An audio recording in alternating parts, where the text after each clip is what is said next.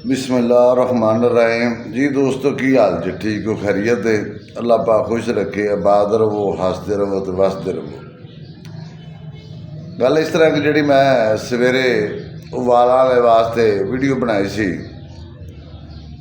उहदी आ पहला थोड़ी जी चलकी वेख लवो।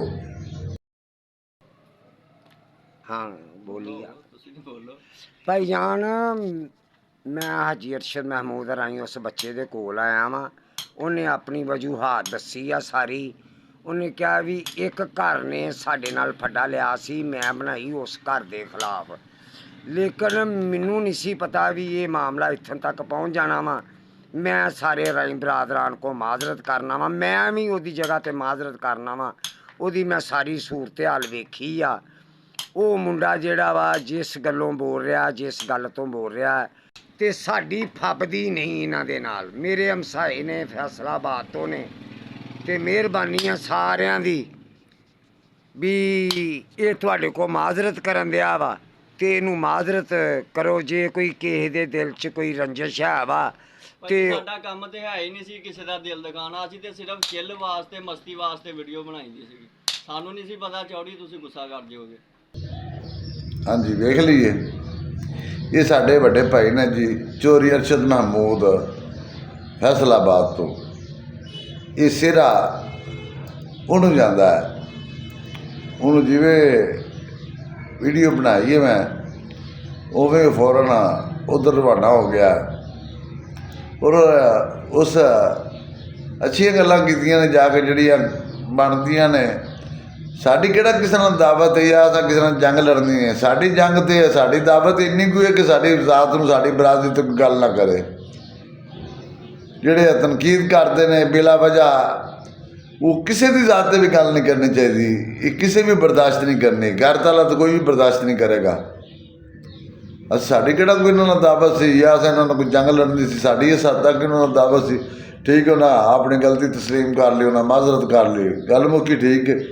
पर जिहड़ा जज्बा मैं तुहानूं दसना चाहना वा जिहड़ा होया वो चोरी अरशद महमूद राई साहब दे सिर है कि वो पहुंचिया भी है और अच्छे तरीके नाल उन्हें हैंडल भी किया है।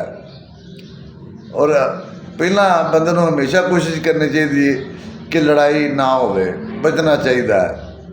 ये तो फिर आखिरी ऑप्शन है ना, ये आखिरी ऑप्शन होंदा। पहला बंदे नूं पूरी कोशिश करनी चाहिए कि मामलात इस तरह ठीक हो जाए, जोड़ा बंदा अपनी गलती तस्लीम कर लवे तो फिर उहदे नाल बहस करना बिला वजह या उन्होंने फिर तराना या खिंचना, ये भी इंसानियत नहीं। क्योंकि माफ़ कर देना भी एक बड़ा ज़रफ है, माफ़ी मंगना भी बड़ा पन है और माफ़ कर देना भी बड़ा ज़रफ है। ये बड़े दिल वाले लोगों का काम होता है। जोड़े छोटे दिल वाले लोग होंगे ना उन्होंने च ज़रफ भी नहीं होता। जोड़े छोटे दिल वाले या छोटा ज़हन रखते हैं ना लोग, उन्होंने को गल होंगी है मैं ना मानू वाली गल होंगी है। जोड़े जिन्हों का दिल वड्डा है ना तो वड्डे दिल का मुजाहरा जो करते हैं वो हमेशा माफ़ कर देना और माफ़ी मंगना और माफ़ कर देना दोवें वड्डी गल्लां ने। दोवां घरा ही अच्छा किया है। चोरी अरशद महमूद का भी रवैया ठीक सी, मुनासिब सी और माजरत करने वाले का भी ठीक सी रवैया, उन्हें भी अच्छा किया है। चलो ये वेखो ना, इतनी गल मुक गई है। जिमें का उन्हें रवैया बनाया सी तो साफ ज़ाहिर है कि काम खराब ही होना सी। साड़ी बर्दाश्त तो काम हुण बाहर हो गया सी, साड़ी बर्दाश्त तो काम बाहर सी। उन्हें दसिया जी मेरी किसी नाल कोई उन्होंने दावत है, वो दावत की वजह ही नहीं हो सकती कि तू पूरे राइयां नूं अपना पिंज रखें। जिमें असीं वेखो ना नाल लैके बंदे दा दसने आ, असीं कदे भी किसी की पूरी जात नूं हिट नहीं किया और साडा मकसद भी नहीं हैगा। असीं किहड़ा किसी नाल जंग लड़नी है या असें सोटे चलाने नहीं, बिल्कुल नहीं। असीं एक अमन पसंद लोग असन अपना अमन पसंद कौम आ। साडी किसी नाल कोई दावत नहीं, साडी दावत इत्थों तक ही है भी ना कोई सानू बुरा आखे तो ना असीं तो वैसे नहीं किसी नूं आंदे। मेरा नहीं ख्याल कि राई किसी की कौम के उत्ते मैं अज तक मैं अपने जो सोशल मीडिया वेखन लगा मैं नहीं वेख्या भी किसी राई ने किसी की कौम के उत्ते कोई गलत बोलिया हो, या क्योंकि साडा विषय नहीं है, साडा रवैया नहीं है। ਔਰ ਇਹ ਕਰਨਾ ਵੀ ਨਹੀਂ ਚਾਹੀਦਾ। ਤੇ ਚੌਧਰੀ ਅਰਸ਼ਦ ਮਹਿਮੂਦ ਸਾਹਿਬ ਤੁਹਾਡਾ ਸ਼ੁਕਰੀਆ। ਅੱਲਾਹ ਪਾਕ ਤੁਹਾਨੂੰ ਸਿਹਤ ਤੰਦਰੁਸਤੀ ਦੇਵੇ ਔਰ ਸਾਨੂੰ ਰਾਈਆਂ ਨੂੰ ਸਾਰਿਆਂ ਨੂੰ ਆਪਸ 'ਚ ਮਿਲ ਜੁਲ ਕੇ ਇਤਫਾਕ ਨਾਲ ਅੱਲਾਹ ਪਾਕ ਰਹਿਣ ਦੀ ਤੌਫੀਕ ਤਾ ਫਰਮਾਵੇ।